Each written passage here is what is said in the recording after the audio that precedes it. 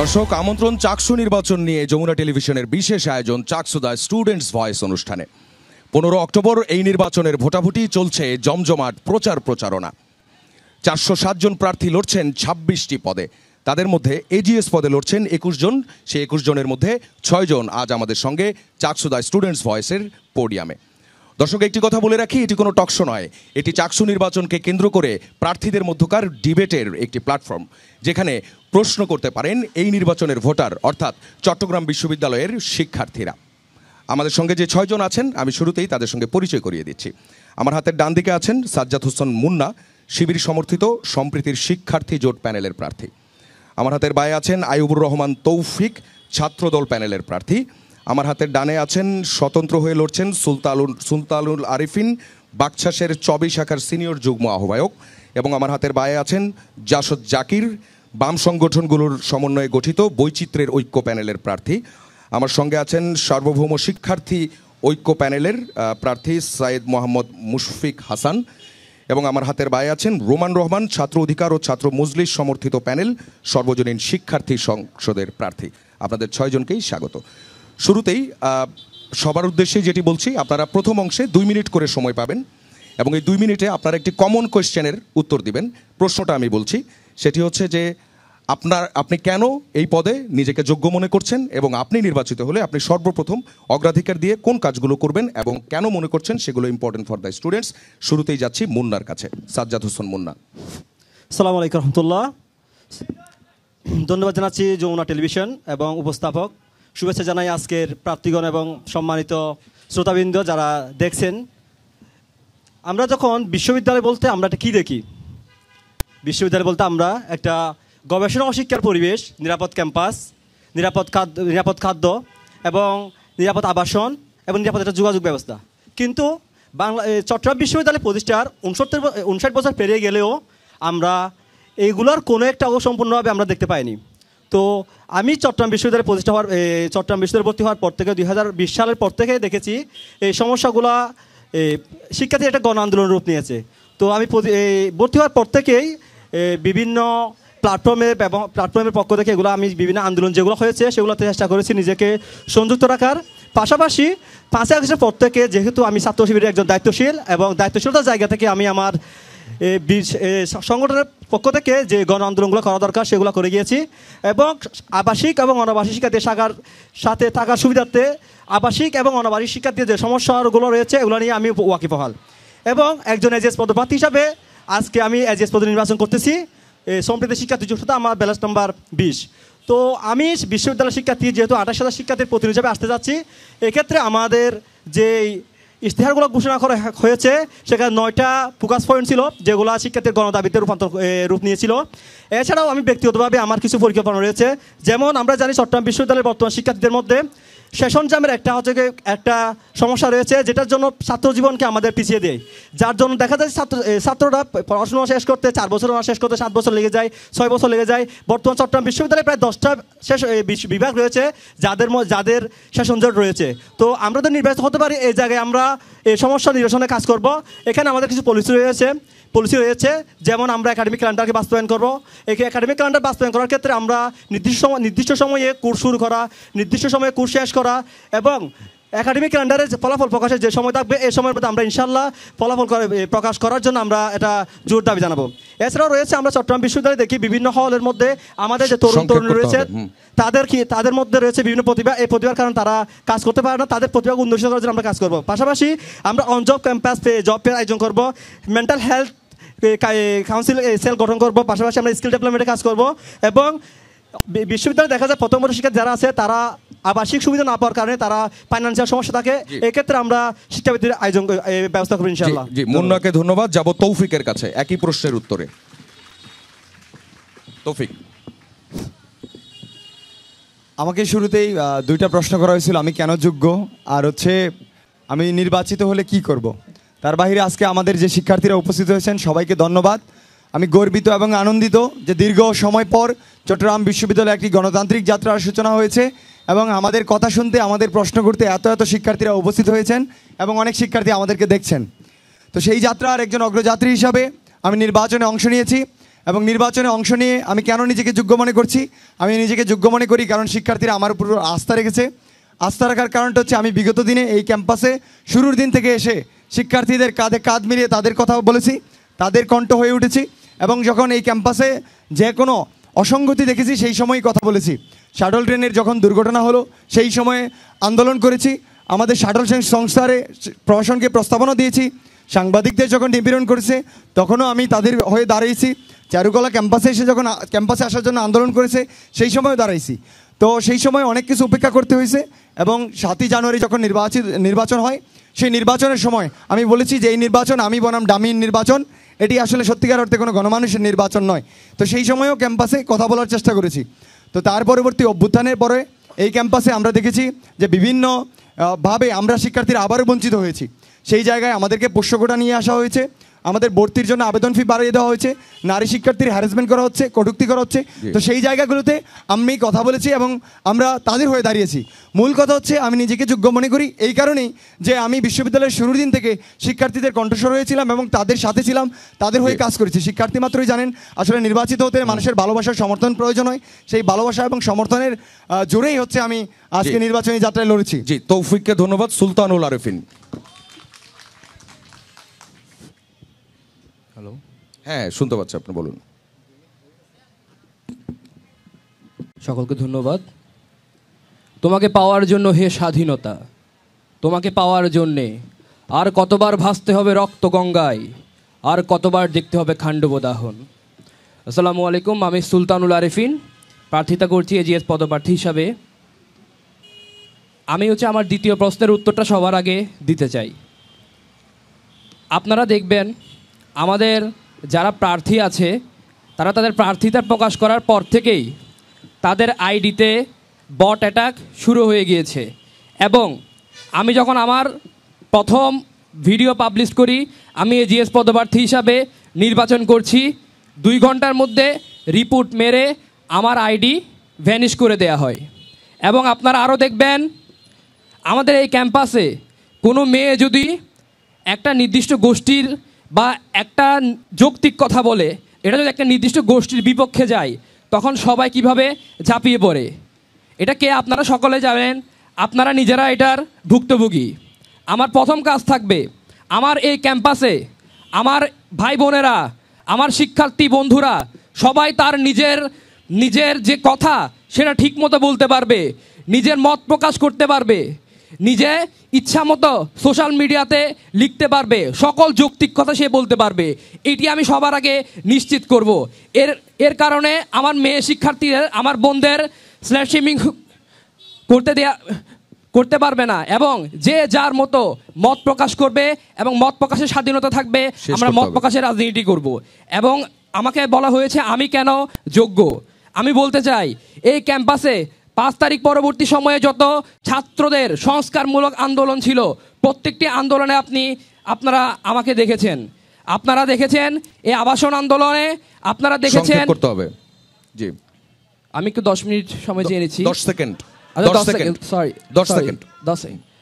আচ্ছা, প্রত্যেকটি যৌক্তিক আন্দোলনে আমি ছিলাম। আমি আপনাদের একজন কণ্ঠস্বর হয়ে, আপনাদের একজন প্রতিনিধি হয়ে আমি এই ক্যাম্পাসকে আপনাদেরকে সুন্দর এবং একটা উন্মুক্ত ক্যাম্পাস হিসেবে উপহার দিতে চাই। সুলতানুল আরেফিনকে ধন্যবাদ। জাসদ জাকির। শুভ অপরাহ্ন এবং চাকসু নির্বাচন 2025-এর শুভেচ্ছা উপস্থিত সকলকে এবং যমুনা টিভিকে কৃতজ্ঞতা জানিয়ে শুরু করছি। আমি জাসদ জাকির, এজেস প্রার্থী, ব্যালট নাম্বার 11। আমি বলতে চাই যে প্রশ্নটি সেটি হচ্ছে যে আমি কেন এই পদে যোগ্য। শুধু বলবো যে এই পদের জন্য নয়, চট্টগ্রাম বিশ্ববিদ্যালয়ে বিগত 5 বছরের ইতিহাসে যদি দেখেন যে অ্যাজ এ ছাত্র লিডার হিসেবে কিংবা ছাত্র নেতা হিসেবে আমার চেয়ে যোগ্য নেতা আপনারা বের করতে পারবেন না।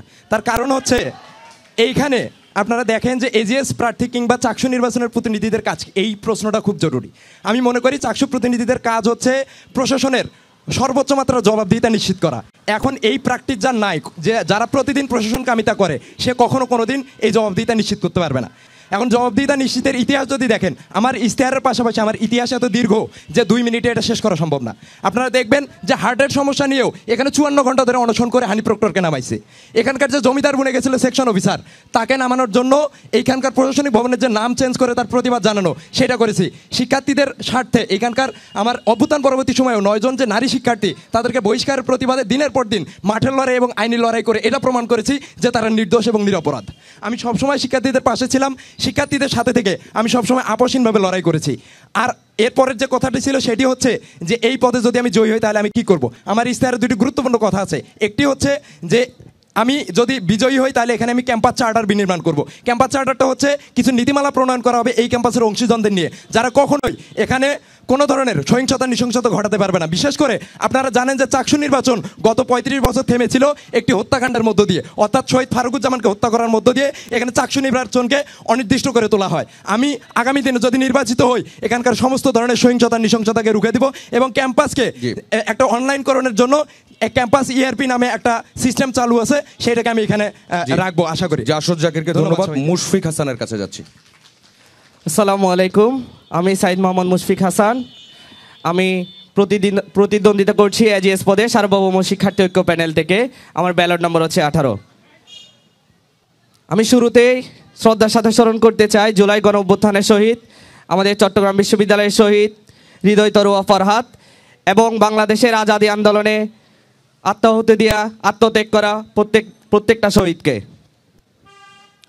দলীয় লেজুর রাজনীতির কলুষিত অধ্যায় আমাদের বিশ্ববিদ্যালয়কে সবসময় রক্তের ইতিহাস গড়ে তুলেছে। সেই রক্তের ইতিহাস থেকে বিশ্ববিদ্যালয়ের শিক্ষার্থীদেরকে মুক্তি দিতে এবং শিক্ষার যে পরিবেশ, শিক্ষার মান উন্নয়ন করতে 36 বছর পর চাকসু আমাদের সম্মুখে হাজির হয়েছে। আমরা বিশ্বাস করি চাকসু কার্যকরের মধ্য দিয়ে আমাদের শিক্ষার যে কলুষিত অধ্যায় এবং যে রক্তের ইতিহাস এটা দূরীভূত হবে। আমাদের জুলাই গণ অভ্যুত্থানের যে অন্যতম দাবি ছিল আমাদের যে ক্যাম্পাসগুলো দলীয় লেজুর ছাত্র রাজনীতি মুক্ত করা এবং শিক্ষার্থীদের অধিকার প্রতিষ্ঠা করা, সেই জায়গায় চাকসু আমাদেরকে সেই সুযোগ এনে দিয়েছে। প্রথমত আমি যদি বলতে চাই আমি কেন এই পদে যোগ্য, এই পদের যোগ্যতার যে বিচার সেটা করবে শিক্ষার্থীরা। যেহেতু আমি কোনো দলীয় লেজুর রাজনীতির সাথে যুক্ত না এবং দীর্ঘকালীন ধরে ক্যাম্পাসে শিক্ষার্থীদের অধিকার প্রতিষ্ঠা, শিক্ষার্থীদের আত্ম উন্নয়নে আমি বিভিন্ন প্ল্যাটফর্মে শিক্ষার্থীদের নিয়ে কাজ করেছি। আমি আশা করি শিক্ষার্থীদের যে অধিকারের জায়গা এবং শিক্ষার্থীদের যে অধিকার বঞ্চনা, সেই জায়গা থেকে আমি কাজ করতে পারবো। আমার যে ইশতেহারের গুরুত্বপূর্ণ আমি যে কথাটা বলতে চাই, আমাদের যে চাকসু, এই চাকসুর গ্রহণযোগ্যতা কতটুকু এবং চাকসুর প্রতিনিধিরা আসলে তাদের কার্যক্ষেত্র কতটুকু, এটা আমাদের আগে বোঝা উচিত। কারণ আমরা যদি আকাশ কুসুম ইশতেহার দিই সেক্ষেত্রে আমরা কাজ করতে পারি না। প্রথমত দেখা যায় আমাদের সিনেটে আমাদের চাকসুর প্রতিনিধিরা এখনও যেতে পারে না। 73-এর যে বিশ্ববিদ্যালয় অ্যাক্ট আছে, বিশ্ববিদ্যালয় অ্যাক্ট অনুযায়ী আমাদের চাকসুর প্রতিনিধিগণ সিনেটে থাকার কথা। আমার প্রথম যেটা ইশতেহারের অংশ, চাকসুকে নিয়মিত ক্যালেন্ডারে অন্তর্ভুক্ত করা এবং চাকসুর মেয়াদ শেষের 90 দিনের মধ্যে আমাদের চাকসু নির্বাচন আইনি বিধি প্রণয়ন। জি, মুশফিককে ধন্যবাদ। রুমান রহমান। সবাইকে উষ্ণ দুপুরের শুভেচ্ছা। আমি মোহাম্মদ রোমান রহমান, কেন্দ্রীয় সংসদ থেকে এজিএস পদপ্রার্থী, বাংলাদেশ ছাত্র অধিকার পরিষদ এবং ইসলামী ছাত্র মজলিস সমর্থিত প্যানেল, সর্বজনীন শিক্ষার্থী সংসদ থেকে। আমি আমার বক্তব্যের শুরুতেই আমাদের বিশ্ববিদ্যালয়ের শহীদ, জুলাই অভ্যুত্থানে শহীদ হৃদয়চন্দ্র তরুয়া এবং ফরহাদকে স্মরণ করছি। সেই সাথে বাংলাদেশের গণতান্ত্রিক আন্দোলনে যে সকল শহীদ এবং গণতন্ত্রের প্রতিষ্ঠার লড়াই যারা শহীদ হয়েছে তাদেরকেও স্মরণ করছি। আমি কেন এই পদে যোগ্য, এই প্রশ্নের থেকে আমি কি কাজ করতে চাই, এই প্রশ্নের উত্তরটি আমি আগে দিতে চাই। আমি শুরুতে আমার ইশতেহারের মাধ্যমে শিক্ষার্থীদের কাছে যাওয়ার চেষ্টা করেছি, তাদের কাছে পৌঁছেছি এবং সেখানে আমি স্পষ্টভাবে বলেছি I want to break all the tuition syndicates in Chittagong. আমি জানি যে আমাদের বিশ্ববিদ্যালয়ে যারা ফ্রেশার আসে তাদের এই টিউশন সিন্ডিকেটের কারণে তারা শুরুতে বৈষম্যের শিকার হয়। আমি এই বৈষম্য দূর করতে চাই এবং আমাদের বিশ্ববিদ্যালয়ের সর্বোচ্চ বড় সমস্যা হচ্ছে লাল ফিতার দৌরাত্ম্য। আমাদের এই প্রশাসনিক হয়রানি বন্ধের জন্য আমি এই বিশ্ববিদ্যালয়ের একাডেমিক এবং প্রশাসনিক ভবন থেকে এই লাল ফিতার দৌরাত্ম্য আমি বন্ধ করতে চাই এবং আমাদের জাতীয় রাজনীতি এবং ছাত্র রাজনীতির সবথেকে বড় যে সমস্যাটি হচ্ছে আধিপত্যবাদ, দখলদারিত্ব এবং কালো টাকার পেশিশক্তির যে রাজনীতি এবং শিক্ষক রাজনীতির যে একটা বায়াসনেস এখানে আছে, আমরা এটা দূর করতে চাই। আমি যদি নির্বাচিত হইতে পারি আমি অবশ্যই কালো টাকা এবং দখলদারিত্ব, আমরা জানেন যে আমাদের হলগুলোতেও কিন্তু ইতিমধ্যে হিডেন এবং প্রকাশ্যভাবে আমাদের বিভিন্নভাবে হল দখল হয়ে যাচ্ছে। আমরা এই বিষয়টাকে সমাধান করতে পারলে আলটিমেটলি আমাদের সকলের ইশতেহারই সামনে চলে আসবে। এবং আমাদের বিশ্ববিদ্যালয়ে যে নারী শিক্ষার্থীদের প্রতি যে বৈষম্য করা হয়েছে, আমাদের নারী শিক্ষার্থীদের জন্য মাতৃকালীন ছুটি এবং মাতৃকালীন পরীক্ষা শিক্ষার ব্যবস্থা করা। শেষ করতে হবে। আমি কেন এই পদে যোগ্য, যদি আমি এই প্রশ্নের উত্তর দিতে যাই তাহলে আমি বলবো যে আমি আমার বিগত অভিজ্ঞতা এবং বিগত ত্যাগ তিতিক্ষা আমি যদি তুলে ধরি, আমি ক্যাব, টিআইবি এবং এলইবি সহ আমি ছাত্র অধিকার পরিষদকে এই ক্যাম্পাসে প্রতিষ্ঠা করেছি এবং এই ক্যাম্পাসের হয়ে কাজ করেছি।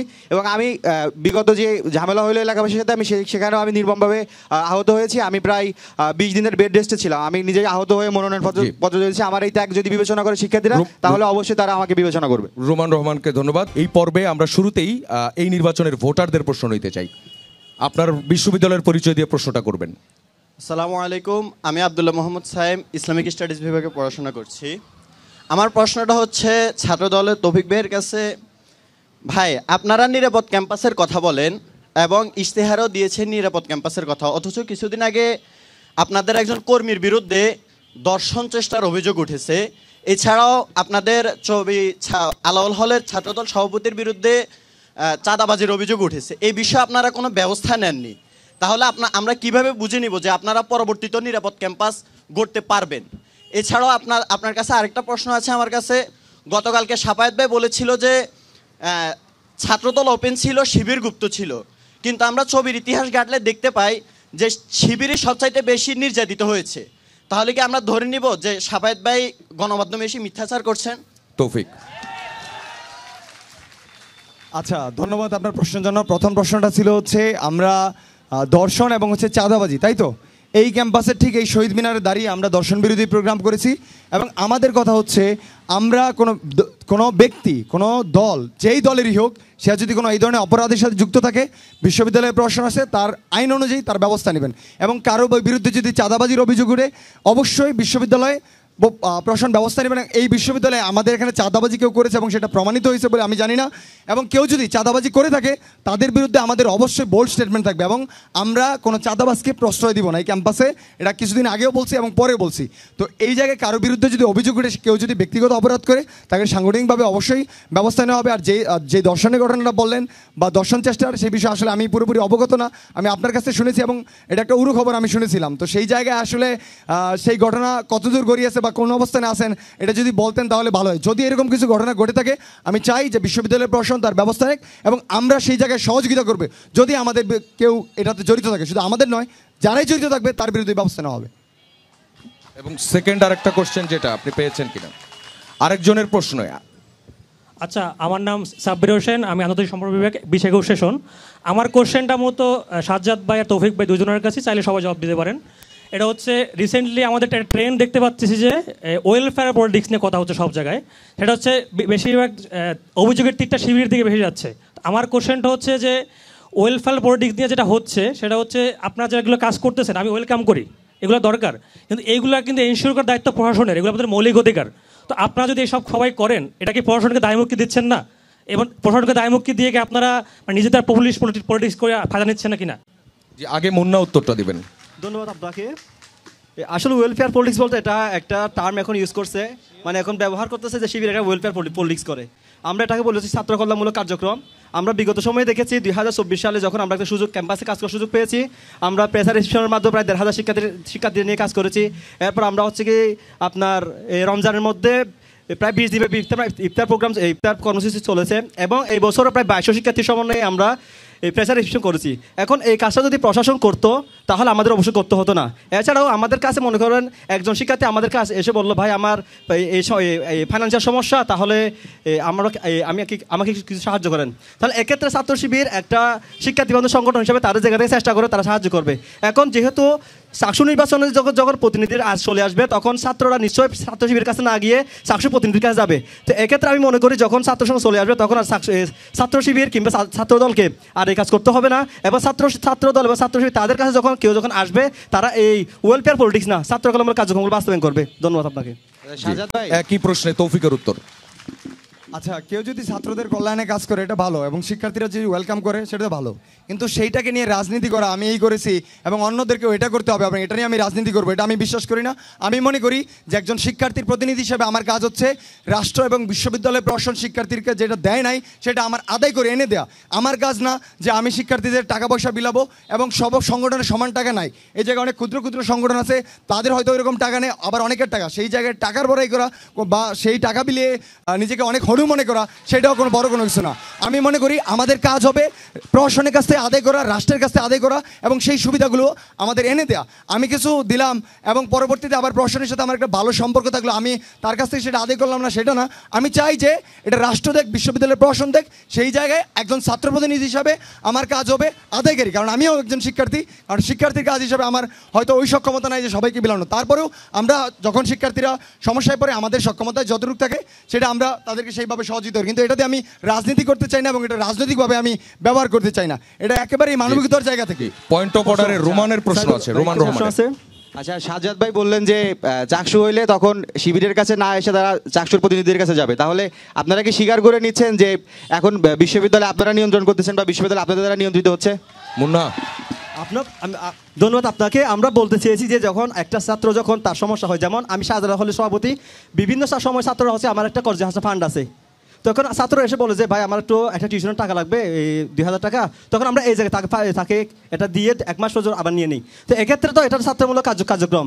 এখন যদি আপনি যদি বলেন এটা একটা পলিটিক্স, এটা তো আমরা কোথাও সুভাব করি নাই। আর আরেকটা বিষয় বলতে চাচ্ছি, এখানে তৌফিক ভাই বলতে চেয়েছেন যে চাকসু নির্বাচনের পরে যদি এটা আচ্ছা, আমি তৌফিক ভাই বলতে চাচ্ছি যে চাকসু নির্বাচন হয়ে যায় তাহলে ছাত্রদলের কাজটা কি হবে? আমরা এটা নিয়ে আবার আসছি। হ্যাঁ, তৌফিককে প্রশ্ন করেছে, তৌফিককে প্রশ্ন। প্রশ্ন হচ্ছে চাকসু নির্বাচন হয়ে গেলে ছাত্রদলের কাজটা কি হবে? দেখেন, ছাত্রদল একটা উদার গণতান্ত্রিক সংগঠন। ছাত্রদলের কাজ হচ্ছে এই ক্যাম্পাসে শিক্ষার্থীদের স্বার্থ রক্ষা এবং তাদের অধিকার আদায়ে কাজ করা এবং বিশ্ববিদ্যালয়ের শিক্ষার পরিবেশ বজায় রাখা এবং সকল সংগঠন যেন সকল দল মত নির্বিশেষে সবাই সবার অবস্থান পালন করতে পারে এবং শিক্ষার্থীদের সমস্যা সেগুলো আদায় করা। এবং 5ই আগস্টের পরে আমরা এই ক্যাম্পাসে বিভিন্ন ইস্যুতে যখন শিক্ষার্থীরা বঞ্চিত হয়েছিল আমরা তাদের পাশে দাঁড়িয়েছি এবং তাদের হয়ে আমরা আন্দোলন করেছি এবং প্রশাসনকে আসতে সেগুলো আদায় করার চেষ্টা করেছি। চাকসু নির্বাচন হল তো চাকসুর কেন্দ্রীয় প্রতিনিধি এগুলো করবে, তাহলে আপনি কি করবেন এখানে? আচ্ছা, এখন চাকসু নির্বাচন হয়ে গেলে ছাত্রদল কি করবে? চাকসু নির্বাচন হয়ে গেলে ছাত্রদল চাকসুর প্রতিনিধির কাজ চাকসুর করবে, ছাত্রদল তার ছাত্রদলের রাজনীতি করবে, ছাত্রদল ক্যাম্পাসে তার আইডিওলজির চর্চা করবে, ছাত্রদল তার কল্যাণমূলক কাজ করবে, তার আদর্শ ছড়িয়ে দেওয়ার কাজ করবে। ছাত্র শিবির সেম কাজটা করে, ছাত্র শিবির তো মনে করেন আপনি বলে যাচ্ছেন সেখানে কাজ করবে, ছাত্র শিবির সেম কাজটা করে, তাহলে এখানে হচ্ছে কি আপনাদের দলের মানুষ সারাদিন এটা প্রচার করে, আমরা এই করছি, আমরা সেই করছি, আপনি বলছেন প্রচার করেন। জাকিরের একটা প্রশ্ন আছে। জি, এইখানে আপনারা যে প্রথমে প্রশ্নটা করেছিলেন খুবই গুরুত্বপূর্ণ, যে এই যে দুইটা সংগঠনের বাকবিতণ্ডা আপনারা দেখতেছেন, এইটার একটা বড় হ্যাডাম হচ্ছে লেজুর ভিত্তি। এইটা আসে কই থেকে? আমি বলতে চাই যে আপনাদের প্রথম প্রশ্নটা ছিল যে এই সংগঠনগুলো কি করতেছে। আমি আপনাদের একটা উদাহরণ দিয়ে বলতে চাই, একটা উক্তি, সেটা হচ্ছে যে আফ্রিকান চে নামে খ্যাত থমাস সানকারা বলছিলেন যে খাওয়ায় সে নিয়ন্ত্রণও করে। এই যে যারা ওয়েলফেয়ার পলিটিক্সের কথা বলতেছে কিংবা পলিটিক্সটাকে চ্যারিটির জায়গায় দেখতেছে, তাদের আপনারা প্রশ্ন করেন যে আপনি যে খাওয়াচ্ছেন কিংবা যেটা দিচ্ছেন এটা আসে কই থেকে? এই যে আমার মুন্না ভাইয়ের কাছে প্রশ্ন, তারা 18 লক্ষ টাকা দিয়ে রিসেপশন করছে। একটা ছাত্র সংগঠন কিভাবে 18 লক্ষ টাকা একটা ক্যাম্পাসে ব্যয় করার সামর্থ্য রাখে?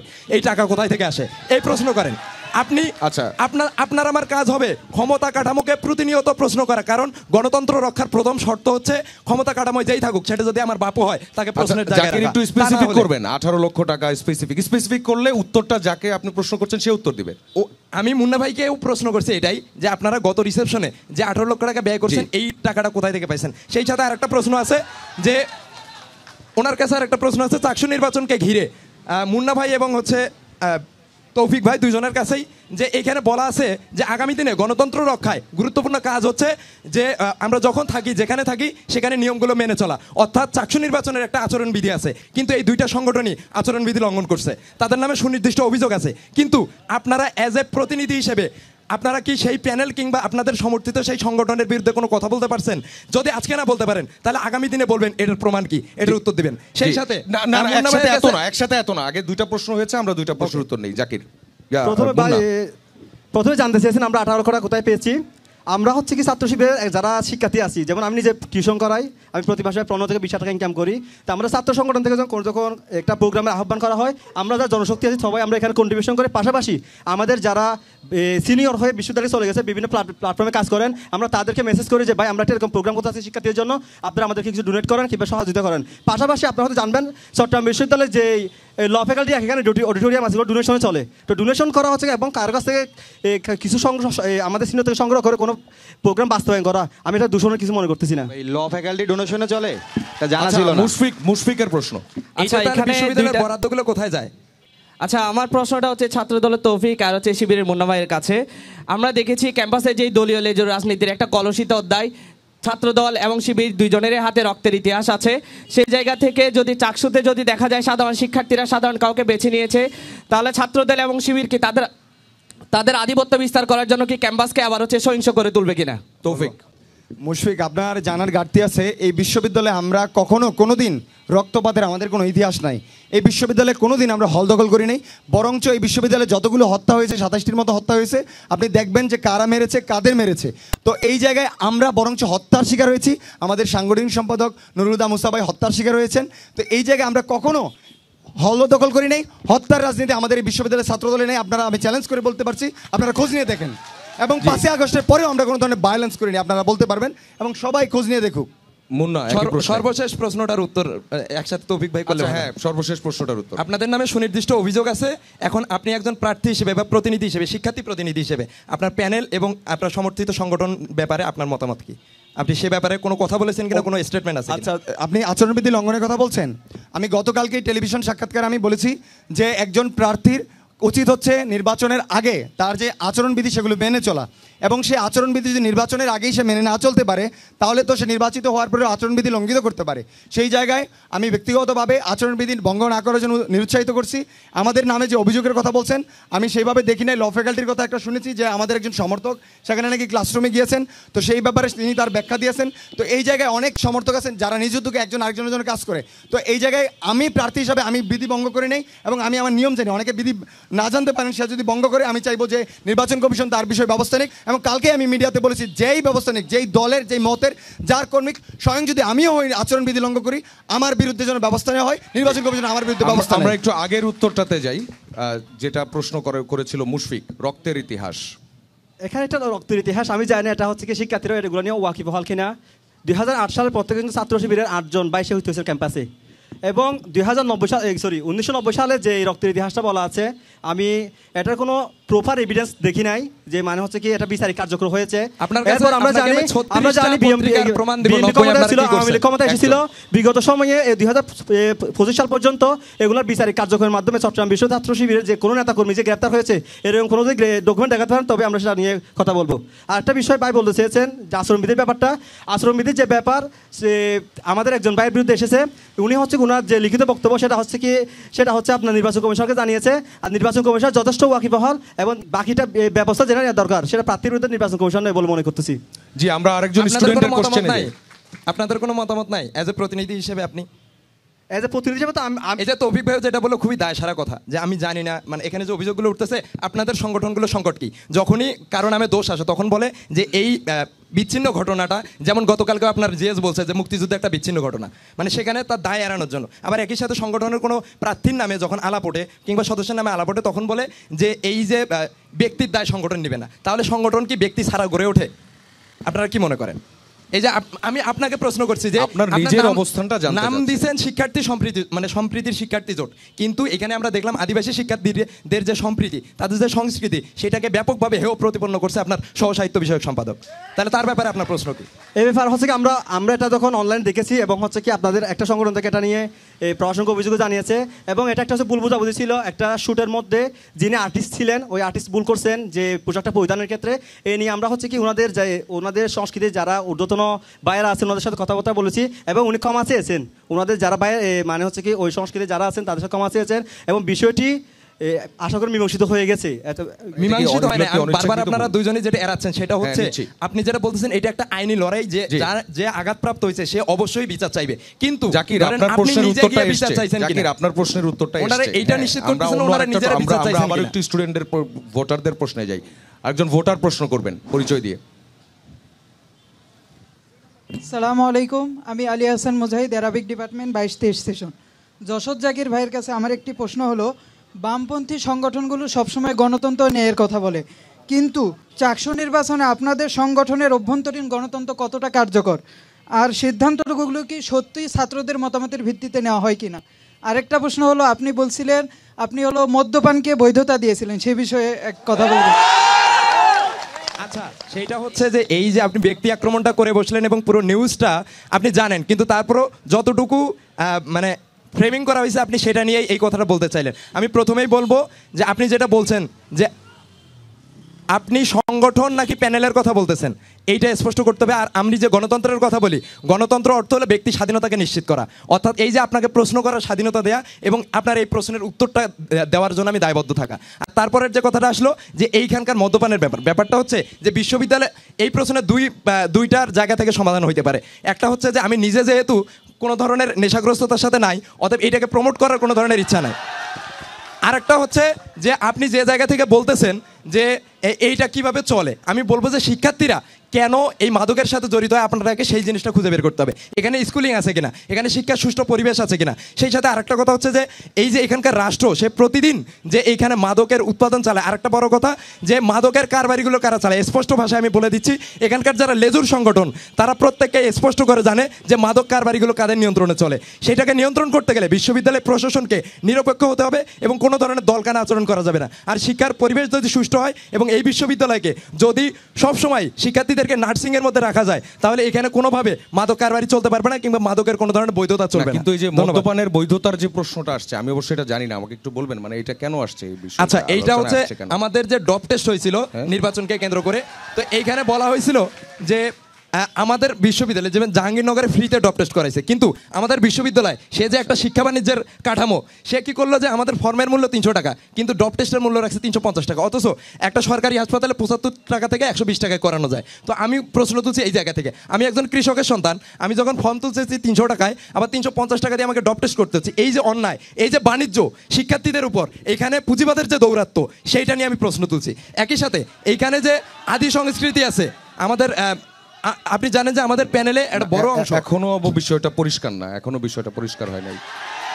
আচ্ছা, আমি কখনোই আপনাকে বলি নাই মানে আপনি কি বৈধতা দিয়ে কোনো বক্তব্য দিয়েছেন? না না না, এটা ওরা মিসলিডিং করে এই জিনিসটাকে করতে চাচ্ছে। আচ্ছা, আমরা আরেকজনের প্রশ্নে যাই, আরেকজন ভোটারের। আমার নাম মোহাম্মদ আব্দুল ওয়াদুদ, আরবি বিভাগ ব্যান্ড 21 সেশন।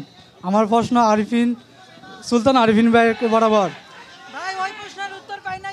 নতুন রাজনৈতিক সম্ভাবনা নিয়ে আপনারা দল গঠন করেছেন, কিন্তু ইতিমধ্যে চবি বাকশাস কয়েকভাবে বিভক্ত। অফিসিয়ালি একটি অংশ নির্বাচনে অংশগ্রহণ করেনি। যারা নিজেদের মধ্যে ঐক্য রাখতে পারেনি, তারা 26,000 শিক্ষার্থীর প্রতিনিধিত্ব কিভাবে করবেন? আপনার প্রশ্ন সুলতানুল আরিফিনের কাছে, তাই তো? জি, আপনি প্রশ্নটা বুঝেছেন? হ্যাঁ, বুঝতে পেরেছি। আচ্ছা, আমি একটু মানে বিষয়টা আপনাদেরকে বলতে চাই। বিষয়টা কি হয়েছে, আপনারা বলেছেন আমাদের বাকছাস হচ্ছে কয়েকটা ভাগে বিভক্ত।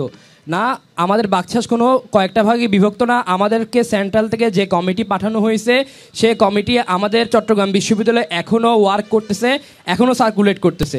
আরও একটা বিষয় বলেছেন, কি যেন প্রশ্নটা আরেকবার করবেন? জি, মাইক্রোফোনটা একটু দিবেন, মাইক্রোফোনটা দিবেন। মানে আপনার নিজেদের মধ্যে তো বিভক্ত, শুধুমাত্র তাই না, একাধিকভাবে বিভক্ত, এমনভাবে বিভক্ত একজন আরেকজনের মুখ দেখতে পারেন না। এখন আপনারা যদি নির্বাচিত হন, তাহলে তো একটা গ্লোবাল মানে একটা ঐক্যের মধ্যে নিয়ে না আসা পর্যন্ত এই প্রশাসনের মাধ্যমে কোনো কিছু আদায় করতে পারবেন না। আপনি নিজেদের মধ্যে ঐক্যবদ্ধ নাই, তাহলে 26,000 শিক্ষার্থীরা কিভাবে ঐক্যবদ্ধ করে একটা গ্লোবাল নিজের মধ্যে প্রশাসনের। ধন্যবাদ আমার ভাইকে প্রশ্নটা করার জন্য। আমি একটু বলতে চাই, আমাদের বিশ্ববিদ্যালয়ে যে কমিটি হয়েছে, চট্টগ্রাম বিশ্ববিদ্যালয়ে বাংলাদেশ গণতান্ত্রিক ছাত্র সংসদের যে কমিটি হয়েছে, তাদের ওই কমিটি সদস্যদের মধ্যে কার কার মধ্যে বিভক্ত রয়েছে, কার কার মধ্যে মুখ কালাকালি রয়েছে, একটু আমাকে বলেন। বলেন বলেন জি, একটু বলেন কার কার মধ্যে রয়েছে। আপনার কাছে স্পেসিফিক কোনো এক্সাম্পল আছে? ভাই মাহফুজ দিনার ভাই কিন্তু মাহফুজ দিনার ভাই আমাদের ক্যাম্পাস কমিটির কোনো সদস্য না, তিনি কেন্দ্রীয় কমিটির সদস্য। এই দায়ভার চট্টগ্রাম বিশ্ববিদ্যালয়ে আশিক তো নাই, ইসলামিক স্টাডিজের। আচ্ছা, আমরা আরেকটা কোশ্চেনে যাচ্ছি। আরেকটা বিষয়, আমরা আরেকজন ভোটারের প্রশ্নে যাব। ফুয়াদ, আরবি ডিপার্টমেন্টের ফুয়াদ। আমি অনুরোধ করছি, আমরা আরেকজন ভোটারের প্রশ্নে যাচ্ছি। একটু প্রশ্নটা সংযুক্ত করবেন, ধন্যবাদ। জি, আসসালামু আলাইকুম। আমি হচ্ছে ফাহিমুল ইসলাম, পড়াশোনা করছি পদার্থবিজ্ঞান বিভাগ 22-23 সেশন। আমার প্রশ্নটা হচ্ছে জাকির ভাইয়ের কাছে। ভাই কিছুক্ষণ আগে একটা উত্তর দিয়েছেন যে মাদক নিয়ে। আমার প্রশ্ন হচ্ছে যে আপনারা একটা পাহাড়ি গোষ্ঠীকে মাদকের সাংস্কৃতিক অধিকারের জন্য আপনার কথা বলেছেন। আমার প্রশ্ন হচ্ছে, আপনারা যদি নির্বাচিত হন, পরবর্তীতে আপনাদেরকে ম্যানিফেস্টোতে এটা অ্যাড করবেন কিনা যে মাদক স্বাধীনতাকেও আপনার অধিকারে অন্তর্ভুক্ত করার জন্য? আচ্ছা, এইটা হচ্ছে যে আপনি যদি পাহাড়ের যে 90-এর অ্যাক্ট অর্থাৎ 1990-এর যে অ্যাক্ট, সেইটাকে যদি আপনারা দেখেন যে সেখানে রাষ্ট্র আপনার বৈধতা দিয়ে রাখছে, আপনি রাষ্ট্র এবং বিশ্ববিদ্যালয়কে যদি বিচ্ছিন্নভাবে দেখতে চান তাহলে এটা হবে না। আর আমার এই এখতিয়ার নাই একজন বিশ্ববিদ্যালয়ের চাকসু প্রতিনিধি হিসেবে সেটাকে ইশতেহারে আনা। এইটা যদি করতেই হয় তাহলে বিশ্ববিদ্যালয় প্রশাসন এবং রাষ্ট্র যে এখানে আইনি বৈধতা রাখছে সেইটা তাদের এই দায় বা এই প্রশ্নটা তাদেরকে করতে হবে। আর আমি এই যে কথা দিচ্ছি যে আমি কখনো যদি আমার মাদক সংশ্লিষ্টতা আপনি কোনো ধরনের প্রমাণ বের করতে পারেন তাহলে এই প্রশ্নটাকে আমি গ্রহণযোগ্য বলে মেনে নিব। আমি চ্যালেঞ্জ করে যাচ্ছি যে আমি যদি জিতি এবং আগামী দিনে এখানে কেবল শিক্ষার্থীদের সার্বজনীন যে অধিকার সেটার পক্ষেই এখানে কাজ করব। আমি বিগত দিনে কখনো এই ধরনের কাজ করি নাই, আগামী দিনেও করব না। জি, ধন্যবাদ। আমাদের সঙ্গে একজন নারী শিক্ষার্থী আছেন, আপনার পরিচয় দিয়ে প্রশ্নটা করবেন। আমি নুজহাত তাবাসসুম, পড়াশোনা করছি বাংলা স্টাডিজে, বর্তমানে মাস্টার্সে আছি। আমার প্রশ্নটি হচ্ছে ছাত্র শিবির সমন্বিত প্যানেল ভাইয়াকে। প্রশ্ন হচ্ছে, ভাইয়া আপনারা বিভিন্ন জনকল্যাণমূলক কাজ করছেন, শিক্ষার্থী বান্ধব কাজ করছেন, খুবই ভালো, কোনো সমস্যা নাই। আমার প্রশ্নটা হচ্ছে, আমরা গত প্রায় অনেক মাস ধরে দেখছি যে প্রশাসনের দিক থেকে নারী বান্ধব কখনো প্রশাসনটা ছিল না, এবং সেই সাথে আমরা দেখতে পেয়েছি প্রশাসন থেকেই নারীদেরকে কটাক্ষ করে খুবই বাজে ধরনের স্ল্যাট শেম হতে শুরু করে সকল ধরনের কটাক্ষ করা হয়েছে। সেই ক্ষেত্রে আমি দেখতে পেয়েছি বিভিন্ন পলিটিক্যাল দলগুলা তাদের নিজেদের জায়গা থেকে মিছিল বা প্রতিবাদগুলো করেছে, কিন্তু আমি শিবির সমর্থিত প্যানেল থেকে দেখতে পাইনি যে নারীদেরকে কটাক্ষ করে কথা বলা হয়েছে, সেটা হোক প্রশাসন, সেটা হোক কোনো শিক্ষার্থী। সেক্ষেত্রে আপনাদের কেন কোনো ধরনের ভূমিকা ছিল না বা কোনো প্রতিবাদ কেন ছিল না? এবং সেই ক্ষেত্রে আমরা কিভাবে আসলে বিশ্বাস করব যে চাকসুতে যদি আপনারা আসেন লিডার হিসাবে, সেক্ষেত্রে আপনাদের প্যানেল বা আপনারা আমাদের নারী বান্ধব হবেন বা নারী বান্ধব হিসেবে কাজ করবেন? যে আপনার প্রশ্নটা পাওয়া গেছে। মুন্না, ধন্যবাদ আপনাকে। আমরা বেশ কয়েকটা ঘটনা দেখতে পেয়েছি যেখানে নারীদেরকে একটু নিচে করা হয়েছে। আমরা যুব আন্দোলনের সময় দেখতে পেয়েছি একটা স্যার হচ্ছে কি নারীদেরকে নিয়ে খুব খারাপ মন্তব্য করেছেন, হয়তো উনি ভুলভাবে ইন্টারপ্রিটেশন করেছেন। তবে আমরা আমাদের জায়গা থেকে আমাদের দল হিসাবে আমরা এটাকে বিবৃতি দিয়েছি। বিবৃতি দেওয়ার পরে ওনার বক্তব্য সেটা হচ্ছে কি উত্থাপন নেওয়ার জন্য আমরা হচ্ছে কি সেটা আমাদের স্টেটমেন্ট দেওয়া হয়েছে। আবার কোশ্চেনটা আছে, সম্পূরক প্রশ্ন। জি, আপনাদের সাইড থেকে কোনো ধরনের প্রতিবাদ ছিল না? আপনারা প্রশাসনকে প্রশাসনের বিরুদ্ধে গিয়ে যে আন্দোলন করবেন, বাকিদেরকে সমর্থন দিবেন, বাকিরা কিন্তু আন্দোলন করছে, সেটা ছাত্র দল হোক, সেটা বাম থেকে হোক, তারা কিন্তু সবাই আন্দোলন করছে, কিন্তু আমরা দেখি না শিবির থেকে কোনো ধরনের আন্দোলন করা হয়েছে।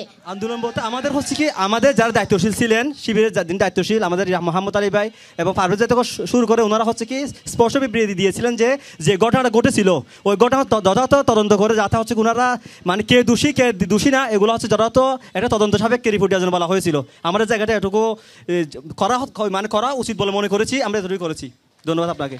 আর আপনাকে একটা বলি, আমাদের হচ্ছে কি আমাদের এবার ইশতেহার একটা নারী বান্ধব ক্যাম্পাস তৈরি করার জন্য ইশতেহার দেওয়া হয়েছে। আমরা এখানে হচ্ছে নারীদের জন্য যে কার্যক্রমগুলো করা দরকার, আপনার হচ্ছে কি এই মেয়েদের জন্য এই মাতৃত্বকালীন ছুটি শিথিলতা করা, এবং পাশাপাশি মেয়েদের হলের মধ্যে আপনার এই স্টুডেন্ট ফ্রেন্ডলি হচ্ছে ফার্মেসি স্থাপন করা, হল লাইব্রেরি এবং ক্লাস এই ফ্যাকাল্টির মধ্যে স্যানিটারি ভেন্ডিং মেশিন স্থাপন করার বিষয়ে। এবং আমাদের এছাড়াও দেখি আমরা চট্টগ্রাম বিশ্ববিদ্যালয়ে একটা যৌন নিপীড়ন সেল কার্যকর্তা বিদ্যমান থাকলেও এটা যথাযথ কার্যকর নেই। তবে আমরা যদি আসতে পারি, আমরা আমাদের বোনদেরকে আমরা আশ্বস্ত করতে পারি যে আমরা যদি আসতে পারি তাহলে যৌন নিপীড়ন সেল এটাকে আমরা শক্তিশালী করবো। পাশাপাশি আমরা দেখি আমাদের বিশ্ববিদ্যালয়ের ক্যাম্পাসগুলোতে হচ্ছে কি নারী শিক্ষার্থী সাইবার বুলিং করা হয়, এবং আমরা একটা কার্যকরভাবে সাইবার বুলিং সেল গঠন করবো ইনশাআল্লাহ।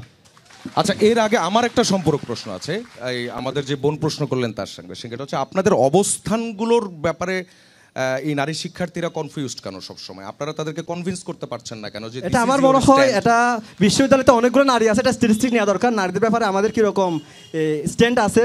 এটা তো মনে করেন আপনি মানে কয়েকজনের বক্তব্য এটা বলতে পারবেন না, আপনাকে ওভারঅল একটা বক্তব্য নিতে হবে, তখন বলতে পারবেন। আচ্ছা, রোমান রহমানের একটা প্রশ্ন পরে আসছি। রোমান রহমানের প্রশ্ন। আমার প্রশ্ন হচ্ছে আমার বন্ধুবার তৌফিকের কাছে। ছাত্রদল মনোনীত এজিএস পদপ্রার্থী তৌফিক এখন রাতে কোথায় ঘুমায় এবং সে হলে ঘুমায় না কেন? এবং সে বলেছে যে তারা কখনোই হল দখল করে নাই, ছাত্রদলের এরকম ইতিহাস নাই যে তারা কখনো চট্টগ্রাম বিশ্ববিদ্যালয়ের কোনো হল দখল করছে, হলে দখলদারিত্বের মধ্যে গিয়েছে। কিন্তু তাহলে অতীশ দীপঙ্কর হলে আমরা কিছুদিন আগে যেরকম দেখলাম, এই বিষয়টা কীভাবে আসছে? তৌফিক, আচ্ছা, অতীশ দীপাঙ্করের যে কথাটা বলা হয়েছে, অতীশ দীপাঙ্কর নিয়ে আমরা কিছু কথা শুনেছি।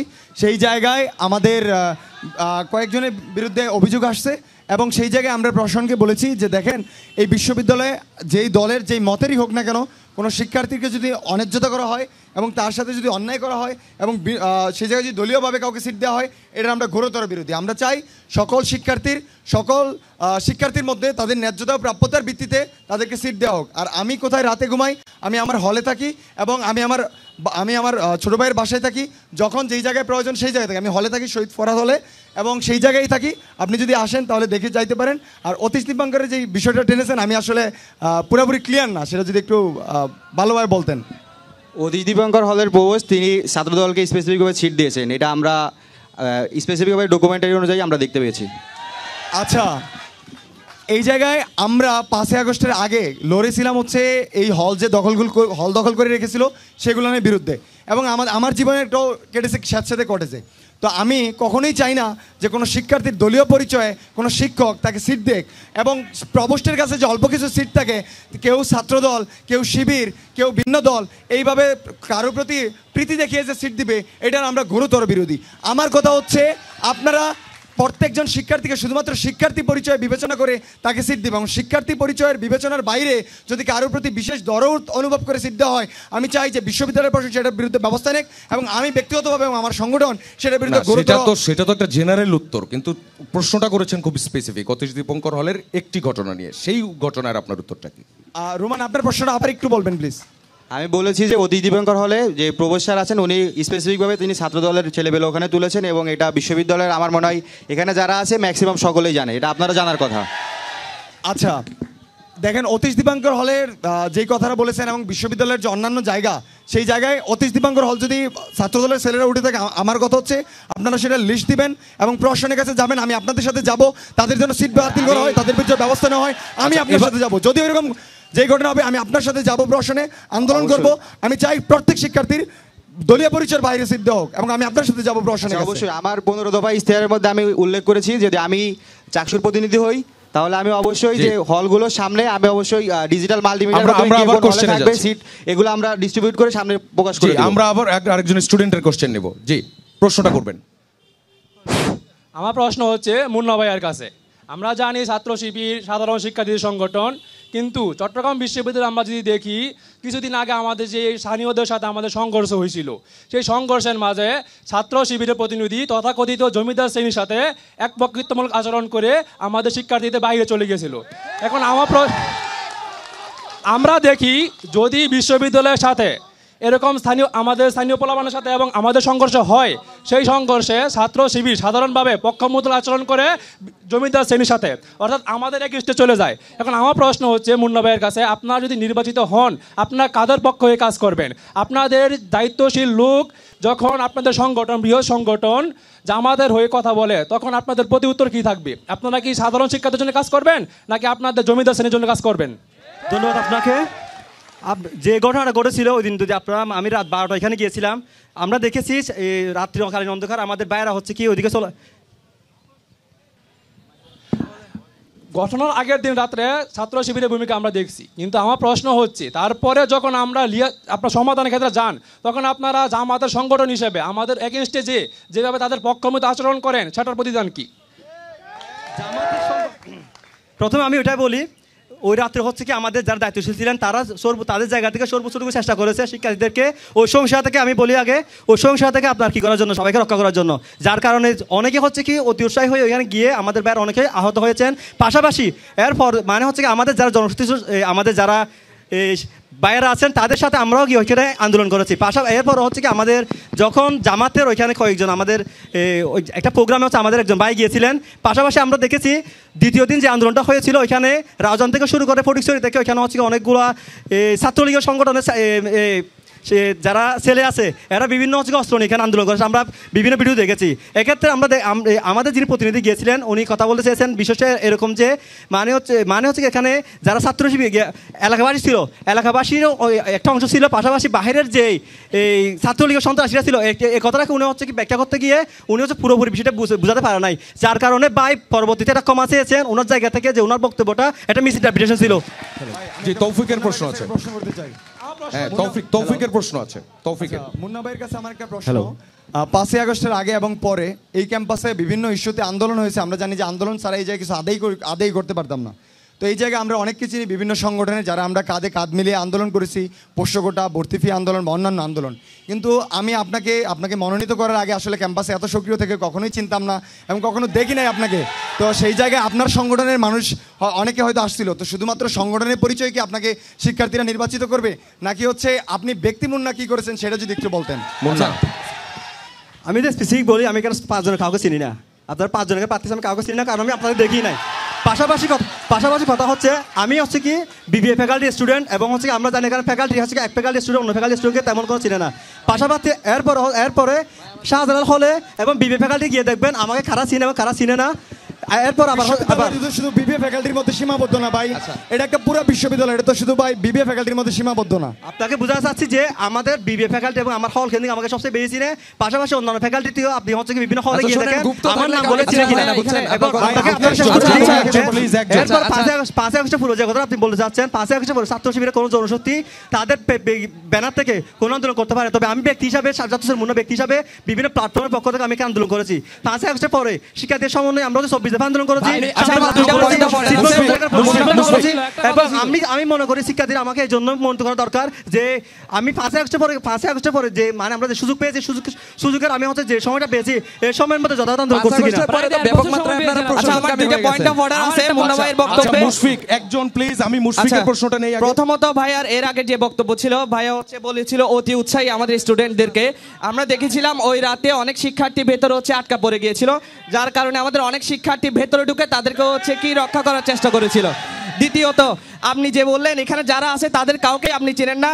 তৌফিককে আমি চিনি, যশোর জাকির ভাইকে চিনি, আমি আরভিনকে চিনি, কিন্তু আপনাকে আমরা কখনো দেখি নাই।